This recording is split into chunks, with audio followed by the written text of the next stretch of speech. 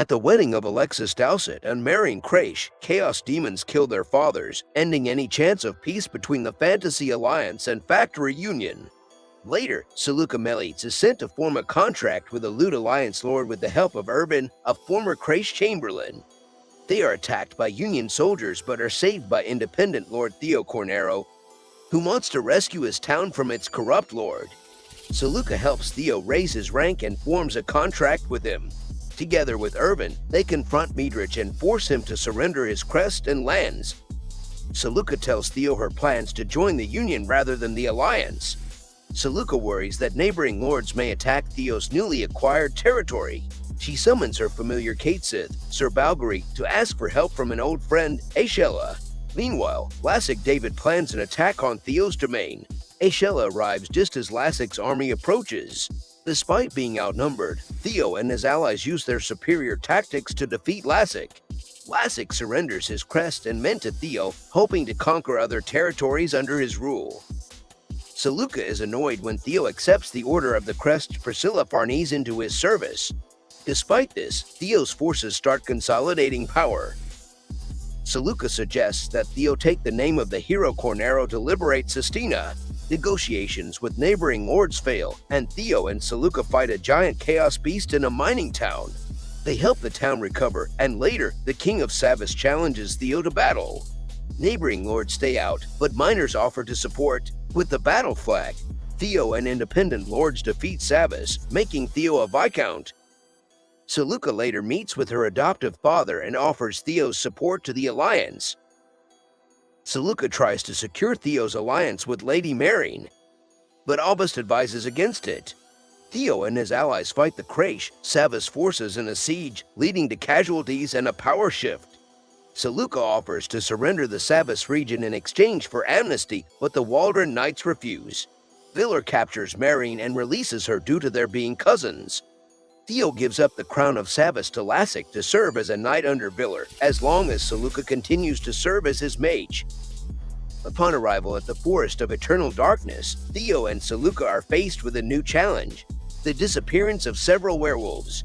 The duo attempt to communicate with the vampires who rule the territory, but are met with resistance from the werewolves who demand that they leave.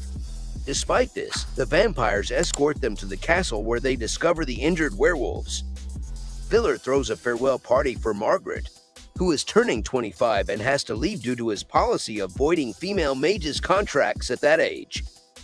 After dancing with Villar, Theo and Siluca attempt to dance but are interrupted by Milza challenging Theo to a sparring match.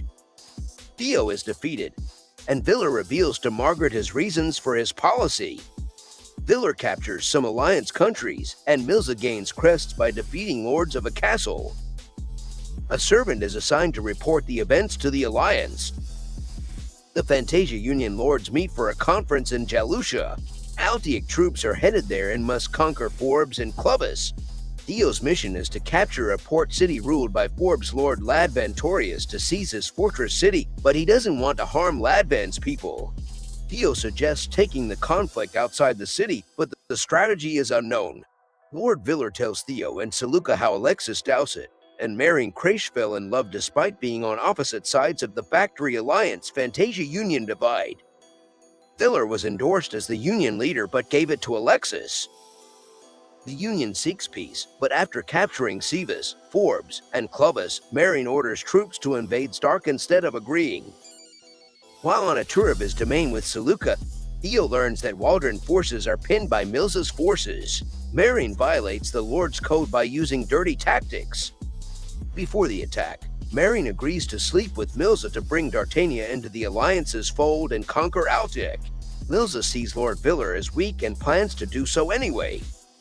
Lady Marion learns of Prince Milza's ascension to the throne of Dartania after fulfilling his vow to kill his father. Lord Villar strategizes with his lords on Waldron's next moves and seeks help from allies to prepare for battle. Margaret informs Lord Villar of Milza's defection and his violent ascent to the throne.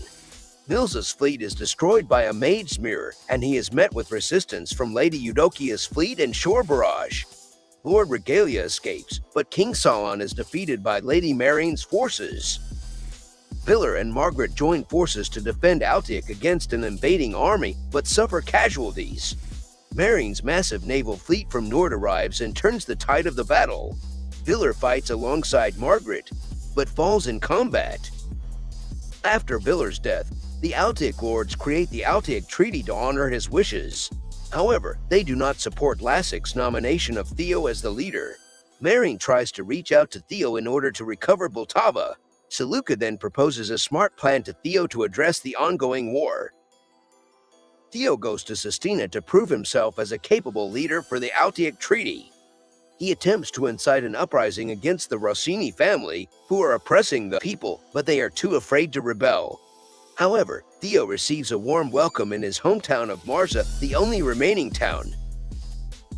The rumor of Theo killing Salvador spreads fast in Sistina, causing riots and people joining the uprising under him.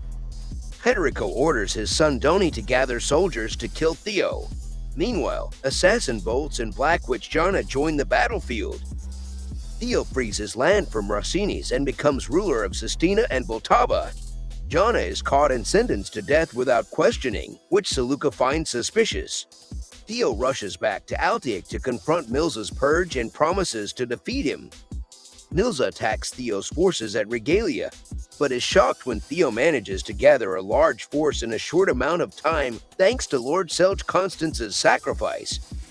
Milza requests backup from Marine, who can only spare 3,000 troops due to preparations for Earl the Colors.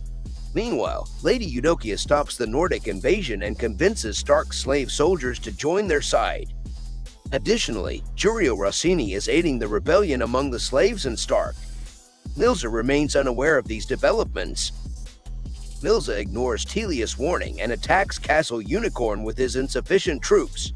He faces opposition from Sistina, Gilhai's army, and Lassic's forces. Theo sends back volunteers, but they insist on fighting. Siluca and others fight Milza until he confronts Theo, but refuses to surrender. Theo defeats Milza and gains Lord Villar's crest. Marine changes focus after learning of Milza's death.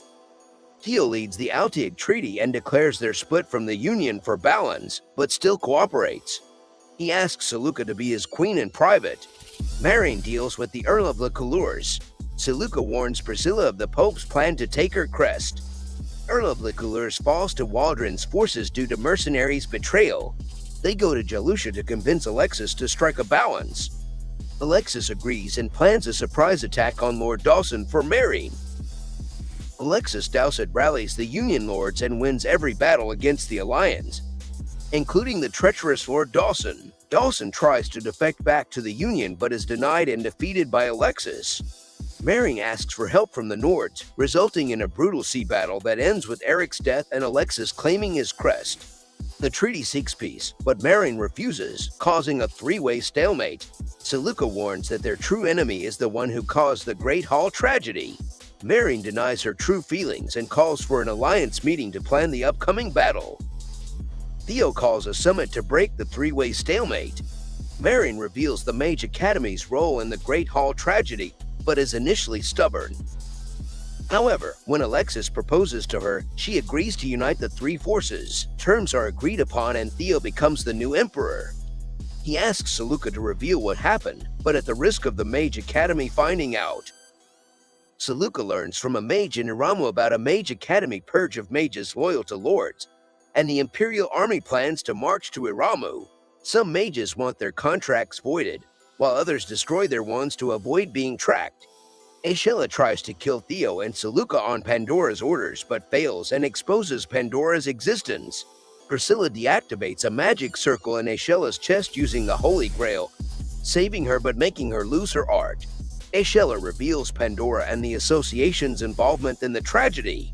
Despite riots, the factions prepare to march to Iramu.